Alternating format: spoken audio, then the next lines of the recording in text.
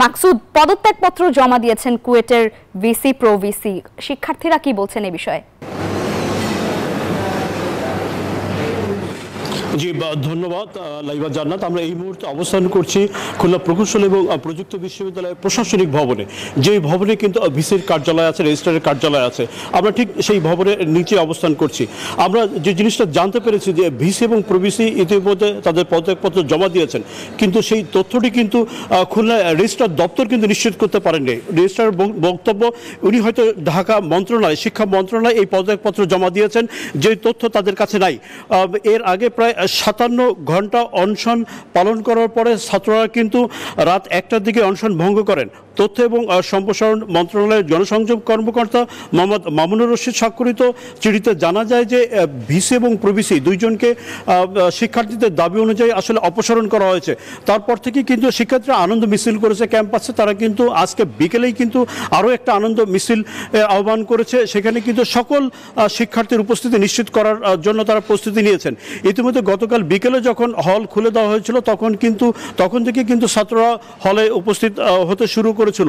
রাজনীতি মুক্ত ক্যাম্পাসের দাবিতে যে আন্দোলন শুরু হয়েছিল সেটা কিন্তু আসলে পরবর্তীতে সে ভিসির পদত্যাগের এক দফা দাবিতে রূপ নিয়েছিল। 18 এবং 19 ফেব্রুয়ারি এই ক্যাম্পাসে যখন আসলে সাধারণ শিক্ষার্থীরা মিছিল বের করেছিল রাজনীতি মুক্ত ক্যাম্পাসের দাবিতে, তখন কিন্তু সেই মিছিলে হামলা হয় এবং হামলায় কিন্তু শতাধিক শিক্ষার্থী আহত হয়। এর পরপরই কিন্তু শিক্ষার্থীরা আসলে ভিসির পদত্যাগ সহ 6 দফা দাবি তুলেছিলেন। এখন সর্বশেষ যে জিনিসটা হয়েছে যে এই ভিসির পদত্যাগের দাবিতে কিন্তু তারা সোমবার বিকাল 4টা থেকে আসলে অনশন কর্মসূচি আহ্বান করে। প্রায় 57 ঘন্টা অনশন পালন করার পর সেখানে কিন্তু শিক্ষা উপদেষ্টা উপস্থিত হয়েছিলেন। শিক্ষা উপদেষ্টা কিন্তু ছাত্রদের সাথে কথা বলার পর তাদের দাবি অনুযায়ী ভিসিকে আসলে অপসারণের একটা আশ্বাস দিয়েছিলেন, কিন্তু তিনি বলেছিলেন যে বিশ্ববিদ্যালয় বিধি অনুযায়ী ব্যবস্থা নেওয়া হবে। এরপর বিশ্ববিদ্যালয় মঞ্জুরি কমিশনের সদস্য কিন্তু কালকে সারাদিন দফায় দফায় বৈঠক করেছে। তারা কিন্তু আন্দোলনরত শিক্ষার্থী শিক্ষক তাদের সাথে কথা বলেছেন। প্রত্যেকের সাথে কথা বলে কিন্তু রাত 12টার পরে কিন্তু আসলে তারা অনশনস্থলে উপস্থিত হয়েছিল এবং শিক্ষার্থীদের জুস পান করিয়ে কিন্তু সেই অনশন ভঙ্গ করেন এবং একই সাথে তাদের যে দাবি সেই দাবি মেনে নেওয়ার কথা বলেন।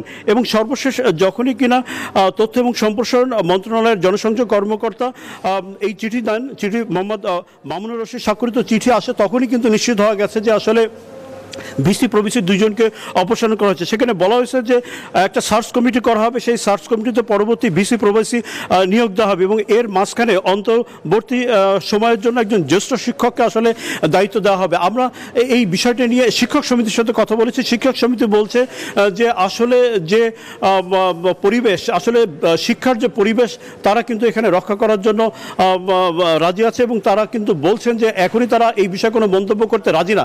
তারা বলছে যে শিক্ষার সুষ্ঠু পরিবেশ ফিরিয়ে আনাটাই জরুরি। তারা কিন্তু বলছেন যে শুধুমাত্র ভিসিকেই অপসারণ করা হয়নি, এটা ভিসি প্রভিসিকে যখন অপসারণ করা হয়েছে টোটাল প্রশাসন কিন্তু এখানে আসলে একটা অচল অবস্থা তৈরি হয়েছে। তো নতুন ভিসি প্রভিসি নিয়োগ হওয়া পর্যন্ত অথবা কাউকে দায়িত্ব দেওয়ার পরে আসলে বোঝা যাবে যে আসলে এখানে কোন পরিস্থিতি বিরাজ করে। শিক্ষক সমিতির নেতৃবৃন্দ বলেছেন যে তারা এটা নিয়ে মিটিংয়ে বসবেন, তারা সভা করবেন, সভা করার পরেই তারা কিন্তু আনুষ্ঠানিক মন্তব্য করবেন। এর আগে কিন্তু তারা বলেছিলেন যে যদি ভিসিকে অন্যায়ভাবে অপসারণ করা হয় তাহলে কিন্তু তারা সেই দাবি মানবেন না। কিন্তু আজকে সকালবেলা আমি যখন শিক্ষক সমিতির সেক্রেটারির সাথে কথা বলেছি, উনি বলছেন যে আমরা বিষয়টাকে অবজার্ভ করছি, আমরা এই শিক্ষার পরিবেশ ফিরিয়ে আনতে চাই, অন্য কিন্তু আর কোনো কর্মসূচি দিতে রাজি নয়। তো আমরা বিষয়টা নিয়ে রেজিস্ট্রার দপ্তরে কথা বলেছি। তিনি বলেছেন যে ভিসি এবং প্রভিসি আসলে পদত্যাগপত্র মন্ত্রণালয় জমা দিয়েছেন কিনা উনি নিশ্চিত না। তবে কিন্তু আমরা বাইরে থেকে মানে বিভিন্ন দপ্তর থেকে আসলে নিশ্চিত হয়েছে যে ভিসি এবং প্রভিসি ইতিমধ্যে তাদের অব্যাহতিপত্র শিক্ষা মন্ত্রণালয় জমা দিয়েছেন। তো বিকালবেলায় ছাত্ররা এখানে আনন্দ মিছিল করবেন। আমরা অপেক্ষায় আছি যে সর্বশেষ পরিস্থিতি এখানে কি হয়। বান্ডেল থাকলে প্রতি সেনমানিতে টাকা বাঁচবে। বিকাশ সেনমানি বান্ডেল কিনে জিতুন প্রতি লেনদেনে।